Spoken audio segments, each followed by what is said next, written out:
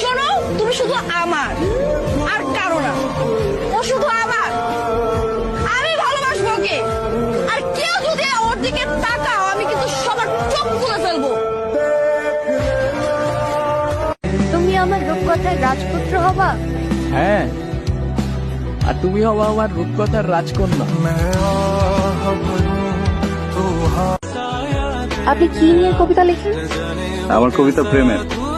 প্রেম ছাড়া পৃথিবীতে নতুন সৃষ্টি কিভাবে হবে? খুব প্রেমিক তো আপনি।